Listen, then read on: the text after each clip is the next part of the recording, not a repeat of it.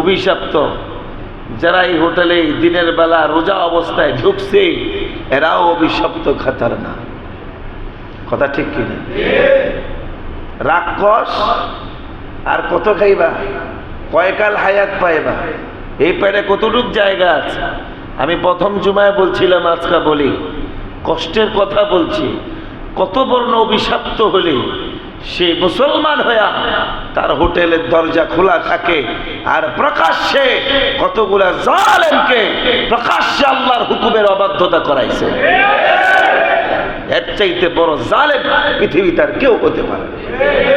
আরে ইসরাইল ইহুদি, তারা তো বেঈমান, তারা তো ঈমানদার না, মুসলমান না, তারা বেঈমান। গায়রিল মাগদুবি আলাইহিম ওয়ালাদ-দাল্লিন সূরা ফাতিহার মধ্যে আল্লাহ পাক বলে দিয়েছেন, খ্রিস্টান এবং ইহুদিরা অভিশপ্ত, এরা চিরকাল জাহান্নামী। এদের জন্য জাহান্নাম ওয়াজিব করছে, জান্নাত আল্লাহ হারাম করছে। এদের কথা আল্লাহ বাদে দিছে। ওই জালেম ইহুদিরা মুসলমান মারতেছে, মুসলমান মারার পরেও তারা যে পাপ করছে, তুই মুসলমান হইয়া ঈমানদার হইয়া ওই জালেম ইহুদিদের থেকেও বড় পাপ করছস। একটা নামাজি মুসলমান ঈমানদারদের জন্য খাবারের দরজা খোলা রাখা। কথা ঠিক কিনা? হয়তো এমনি কাফের, ওর কোনো হিসাব নাই।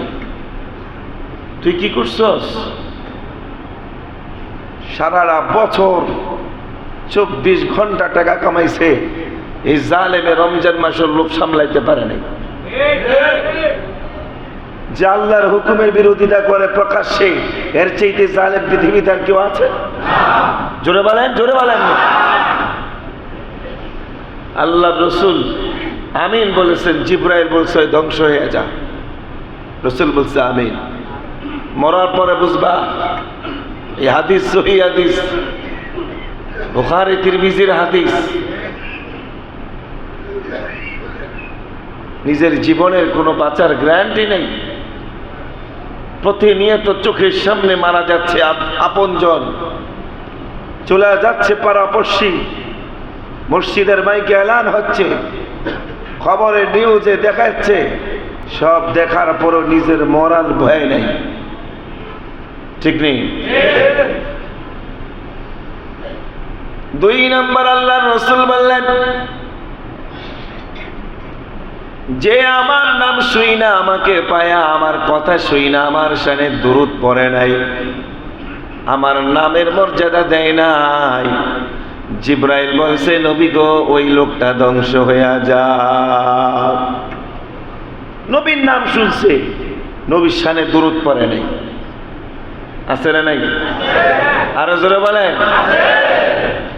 দুরূদ পড়বে তো দূরের কথা, নবীর বিরুদ্ধে পর্যন্ত বক্তব্য দেয়, স্লোগান দেয়। কথা ঠিক কিনা? ইসলামের বিরুদ্ধে স্লোগান দেয়, আন্দোলন করে, কোরআনের বিরুদ্ধে আন্দোলন করে, স্বয়ং আল্লাহর বিরুদ্ধে আন্দোলন করে স্লোগান দেয়। বাংলাদেশের মাটিতে দেখেছি। কি কথা ঠিক কিনা?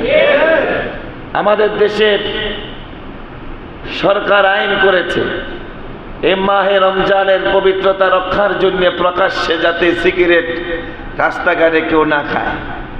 কথা ঠিক কিনা? প্রকাশ্যে যাতে সিগারেট না খায় আইন করেছে। এই জন্য এই আইনের বিরুদ্ধে ঢাকা ভার্সিটির কতগুলা দেখলাম কুত্তিন্নি বললেই চলে, হায়াওয়ান জানোয়ারের চাইতে নিকৃষ্ট কতগুলা যুবতী নারী প্রকাশ্যে রাস্তার মধ্যে নাইমা সিগারেট খায়া বিদ্যাঙ্গুলি দেখাইছে। তোমার এই কোরআনের আইন, এই শরীয়তের আইন আমরা মানতে রাজি না। কথা ঠিক কিনা? কত বড় খারাপ হলো। জালেমরা প্রকাশ্যে, মেয়েরা, আমাদের মেয়েরা প্রকাশ্যে সিগারেট খায়া আন্দোলন করতেছে। আমাদের মেয়েরা, তুই কেমন বাপ হইছ? তোমার চরিত্র কেমন হয়েছে? আর তোমার সন্তানের চরিত্র কেমন হয়েছে? তুমি কেমন মুসলমান? তুমি কি জানো না এই আসমান আল্লাহর, জমিন আল্লাহ, চন্দ্র গ্রহ নক্ষত্র সূর্য সব আল্লাহ। আল্লাহ বলছে সুবে সাদেক থেকে নিয়ে সূর্যাস্ত পর্যন্ত কোনো পানাহার চলবে না, কোনো পানি চলবে না, খাবার চলবে না, দিবা লোকে সারাদিন না খেয়ে থাকতে হবে। এই হুকুম কার? নাকি কোন রাষ্ট্রপ্রধানের? আরো জোরে বলেন। যারা এই হুকুমের অবাধ্যতা করেছে এরা মুসলমান নামে কলঙ্কিত, বাংলার মাটিতে বসবাস করার যোগ্যতা রাখে না। এদেরকে ধরে ধরে আইনের আওতায় এদেরকে নিয়ে আসা উচিত। এটা কোনো হিন্দুদের রাষ্ট্র নয়, এটা খ্রিস্টানদের রাষ্ট্র নয়, শতকরা 90% মুসলমান ইমানদারদের বসবাসের রাষ্ট্র।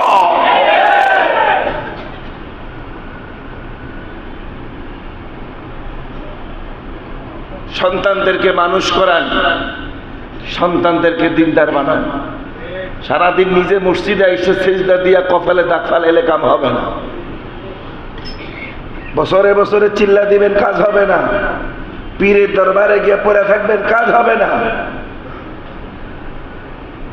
নিজেও দিনদার হতে হবে, ঘরের স্ত্রী সন্তানদেরকেও দিনদার বানাতে হবে। এটা ইসলাম, এটা ইসলাম। আমি নামাজ পড়ে আমি রোজা রাখি, আমার সন্তান নামাজ পড়ে না, রোজা রাখে না, এটা ইসলাম না। আমি দেখছি প্রকাশ্যে এমন হচ্ছে, এটা ইসলাম না। মরার পরে আপনার বুকের মধ্যে পাড়া দিয়া এই সন্তান আপনাকে টেনে হেঁচড়ে জাহান্নামে নিয়ে যাবে।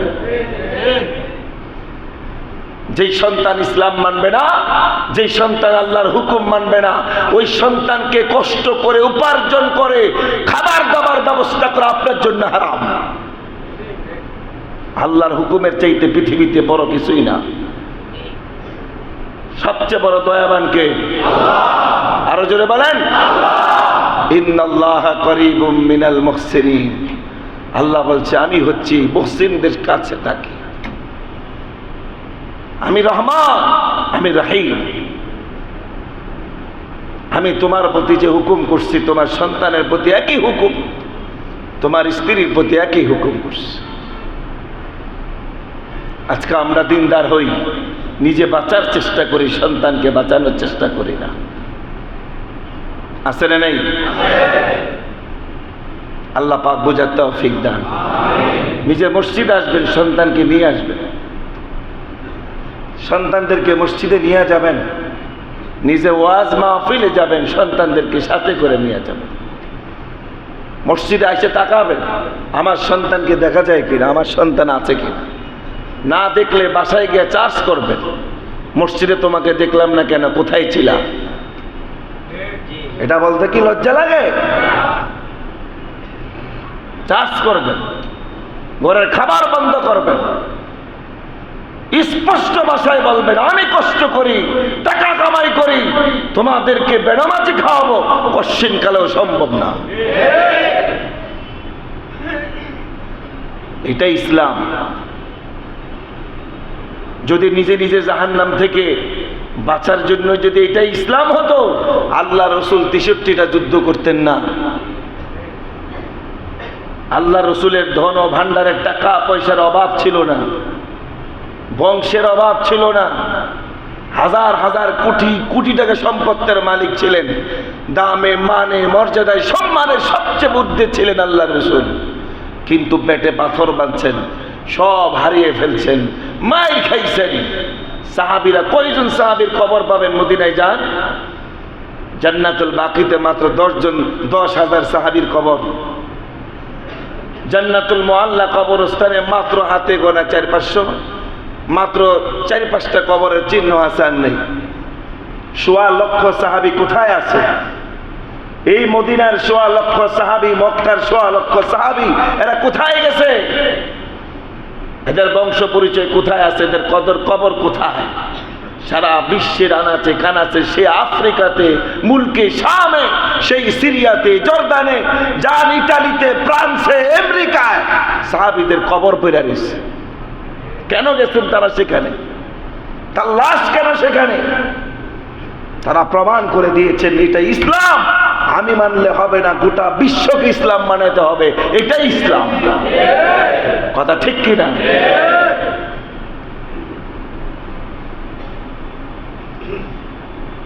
রাগ করছেন? হ্যাঁ, 3 নম্বর আল্লাহ রসুল বলছেন, যে পিতা মাতাকে পাইল, বৃদ্ধ মাকে পাইল অথবা বৃদ্ধ বাবাকে পাইল, অথবা দুইজনের একজনকে পাইছে বা দুজনকে পাইছে, ওই সন্তান পিতা মাতাকে পাইয়া পিতা মাতার সম্মান মর্যাদা রক্ষা করতে পারে নাই, সেবা কইরা মা বাবার দোয়া নিতে পারে নাই, ওই সন্তানের জন্য আল্লাহ জান্নাত হারাম করেছে। জিবরাইল বদদোয়া করছে, আল্লাহ রাসূল এই বদদোয়াকে সমর্থন করছে। মা বাবার সেবা করে না, মার খবর নেয় না, বাবার খবর নেয় না, আছে না নাই? ভাইরা আমার, আল্লাহ রাব্বুল আলামিন নিজেই বলেছেন, আমার ইবাদত করার পরে আমি আল্লাহ হুকুম করেছি তোমার মা বাবার মর্যাদা রক্ষা করবা, মার সম্মান দিবা, বাবার সম্মান দিবা, বাবা মার কদর করবা, ইজ্জত দিবা, খেদমত করবা। এটা আমি আল্লাহ রাব্বুল আলামিনের হুকুম। বনু সালাম গোত্রের একজন যুবক মার সাথে বেয়াদবি করেছে।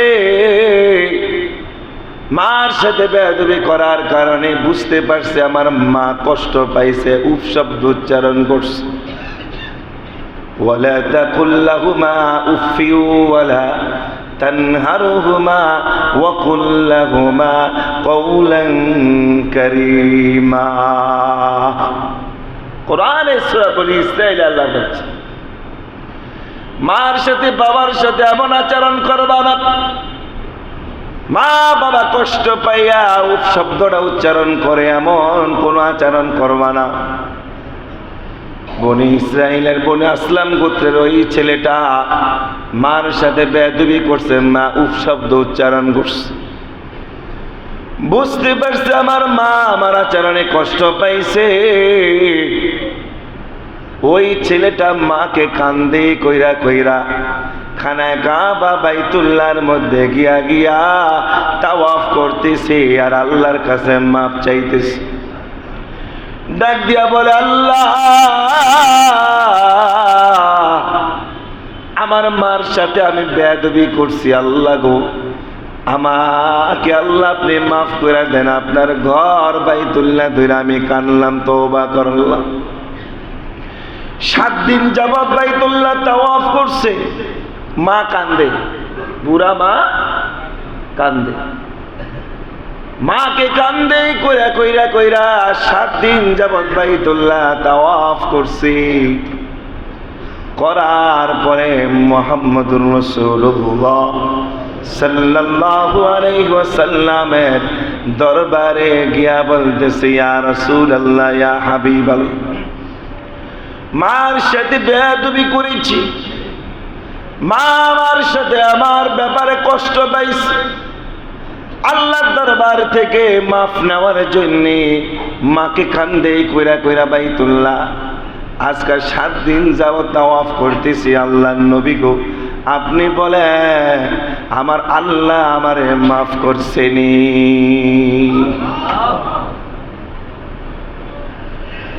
আমার নবী বললেন, যুবক রে, 7 দিন কেন, 7 বছর 70 বছর ধইরাও যদি মারে কান্দে নিয়া নিয়া বাইতুল্লাহ যদি তাওয়াফ করো, আল্লাহ মাফ করবে না যতক্ষণ পর্যন্ত তোমার মা তোমাকে মাফ না করে। মা মাফ না করলে আল্লাহ তোমারে 70 বছর ধরে তাওয়াফ করলো, আল্লাহ মাফ করে। একটা ভিডিওতে দেখলাম বৃদ্ধা মা ঘরে পড়ে রইছে, বোঝা মনে কইরা মাটারে ঘর থেকে বাইর কইরা দিয়া রাস্তার মধ্যে ফাইলা দিয়া চলে আসছে। যাত্রাবাড়ির মোচরও একজন মারে ফেলে আর রেখে চলে গেছে। মা কথা বলতে পারে না, সন্তান বলছে, মা একটু বসো, আমি আসতেছি। এই যে গেছে 2 দিন মা পড়ে রয়েছে, সন্তান আর ফিরে আসে না। যুবক মনে রাখবা, তুমিও প্রস্তুত হও, তুমিও রেডি হয়ে যাও। তোমার আল্লাহ তো তাড়াতাড়ি নিবে না, তোমারও বৃদ্ধ বানাবে। তুমি যেমন তোমার মার সাথে আচরণ করছো, বাবার সাথে আচরণ করছো, তোমার আল্লাহ ওই পর্যায়ে নিয়ে আর চাইতে কয়েক গুণ শাস্তি দিয়া তারপরে দুনিয়া থেকে নিবে। মা বাবা সাথে বেয়াদবির শাস্তি আল্লাহ দুনিয়াতেও দেয়, আখিরাতেও। ভাইরা আমার, যাদের মা আছে, বাবা আছে, অথবা মা নাই, বাবা আছে, বাবা আছে, মা নাই, মার সম্মান নেন, মার মর্যাদা দেন। আল্লাহ বলছে, তোমার মা বাবার পায়ের নিচে আমি তোমার জন্য জান্নাত রাখছি। মা বাবা যদি কুফরিও করে, কাফের হয়ে যায়, তারপরেও তোমার মা তোমার বাবা, ওই মাকে বাবাকে ওই জায়গায় মা বাবার মতো তুমি দেখো। বাবারা আমার, যুবক বন্ধুরা, আমি প্রায় বলি, আমি একজন মূর্খ মানুষের ঘরের সন্তান। আমার মা একবারে বকলম ছিল, টাকা পর্যন্ত চিনত না। 10 টাকাটাও চিনার ক্ষমতা আমার মার ছিল না। কিন্তু আমার মা জানতো আমার ছেলে হাফেজ হইছে, আলেম হইছে, কিন্তু কোনোদিন আমার মা আমার সাথে কোনোদিন উচ্চ আওয়াজেও কথা বলে না। আমি এখনো যে কোরআনটা তেলাওয়াত করি, এই কোরআনটা আমার মা ডিম বিক্রি করার টাকা, মুরগি বিক্রি করার টাকা, আজ থেকে প্রায় 1995 সালে এই টাকা 250 টাকা জমা কইরা আমারে বলছে, বাবারে এই টাকাটা আমি দিলাম, এই টাকা দিয়া তুমি কোরআন কিনবা, ওই কোরআনটা তেলাওয়াত করলে আল্লাহ আমারে কোরআন তেলাওয়াতের সওয়াব দিবে।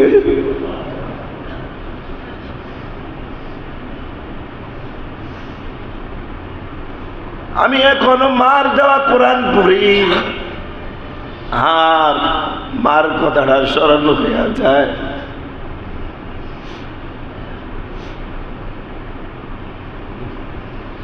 মরার আগ মুহূর্তে মার পায়ে পর্যন্ত মায়ে হাত দিতে আমারে দেয় নাই। বলছি, বাবারে আমি মা হতে পারি যার সিনায় কোরআন আছে, কোরআনের মর্যাদা বেশি, তুমি আমার জন্য দোয়া করবা, আল্লাহ আমারে মাফ কর। বাবারা কোনোদিন মাকে কষ্ট দেই নাই, কষ্ট পাওয়ার সুযোগটুকু দেই নাই। আজকের দিনে যার মা নাই, যার বাবা নাই, আল্লাহ রাব্বুল আলামিন দোয়া শিখাইয়া দিছে। মরার পরেও মার কাছ থেকে মাফ নিতে পারবা, বাবার কাছ থেকে মাফ নিতে পারবা। খবরের পাশে গিয়া বলবা, রব্বির হামহুমা কামা রব্বায়ানি সগীরা, রব্বির হামহুমা কামা রব্বায়ানি সগীরা, রব্বির হামহুমা কামা রব্বায়ানি সগীরা। এর অর্থ হলো, আল্লাহ আজকে আমার মা নাই, বাবা নাই গো আল্লাহ, মা বাবার সাথে কত অন্যায় করছি, বেয়াদবি করছি, আজকে মা বাবা কবরে চলে গেছে, কেমনে মাপ নিব আল্লাহ? মার কবরের পাশে দাঁড়াইলাম, বাবার কবরের পাশে দাঁড়াইলাম গো আল্লাহ। আল্লাহ, মা ছোটবেলায় কত কষ্ট করছে, বাবা ছোটবেলায় কত কষ্ট করছে গো আল্লাহ, আল্লাহ দোলনায় নিয়া কোলে নিয়া রাত্রে রাত ওর ঘুমা থাকছে, অসুস্থ হইলে দৌড়ে হাসপাতালে গেছে। টাকার দিকে তাকায় নাই, জান প্রাণের দিকে তাকায় না গো আল্লাহ। হইছে মা কবরে শুয়ে রয়েছে, বাবা কবরে শুয়ে রয়েছে গো আল্লাহ। আল্লাহ আমার মা আমার যেমনি পালছে, কবরের মধ্যে আল্লাহ আপনি আপনার রহমতের কোলে এমনি আমার মারে পালেন। আল্লাহ আমার বাবার রহমতের কুলে উঠাইয়া দেয়, আল্লাহ কবর আযাব বন্ধ কইরা দেয়, আল্লাহ মারে কবরের শাস্তি থেকে মুক্তি দিয়া দেয়। ও বাবা হারা তিন সন্তান, মা হারা এতিম বাবারা, নবী বলছে তোমার চোখের পানি নাকের ডগায় আসার আগে আমি আল্লাহ ওই বাবা মার কবরটা জান্নাতের বাগান বানিয়ে দিব। সন্তানের চোখের পানির চাইতে বড় হাতিয়ার কিছুই নাই। বাইরা আমার অনেকে অনেক বড় বড় আলেমের কাছে, পীরের কাছে বড় বড় দৌলত নিয়ে, টাকা পয়সা নিয়ে দৌড়ে যায়, হাতিয়া দেয়, দোয়া নেয়। ওই যে মা ঘরে বইরা রইছে, বাবা গ্রামে পড়িয়া রইছে, বাবার খবর নাই, মার খবর নাই। ওই পীরের দোয়া তো দোয়া না, মার দোয়া বাবার দোয়াই হলো আসল দোয়া। তোমার পীর তোমার ঘরে বেরিয়েছে মিয়া, তোমার জান্নাত তোমার ঘরের মধ্যেই তো আছে।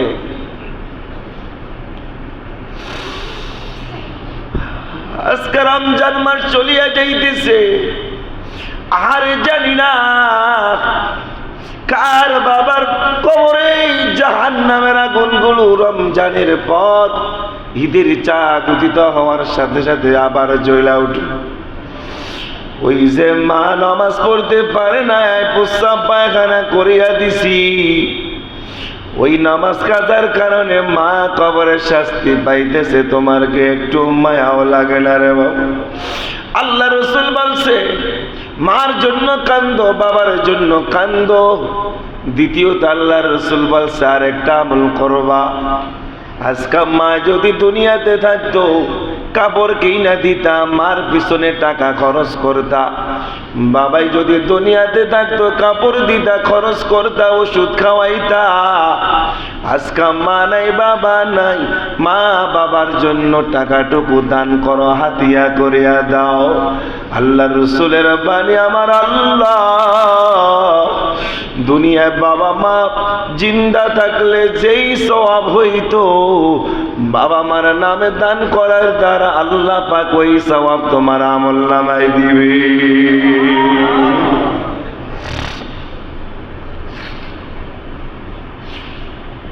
তিন বদদুয়াকারী, এক নম্বর রমজানের যে রোজা রাখে নাই, দুই নম্বর রসুলের শানে দুরূদ পড়ে নাই, দুরূদ পড়বো তো,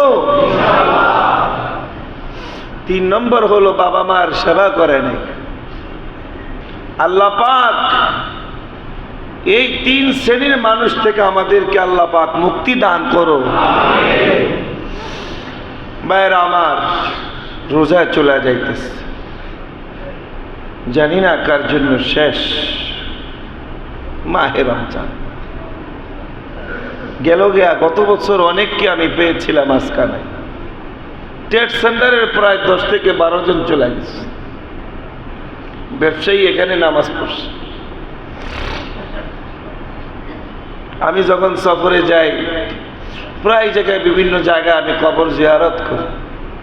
অনেকে বলে যে হুজুর এই কবরস্থানে আপনার একজন মুসল্লি শুয়ে রয়েছে, গুলিস্তান ব্যবসা করছিলেন, এইখানে শোন। ভাইরা আমার, আমি তো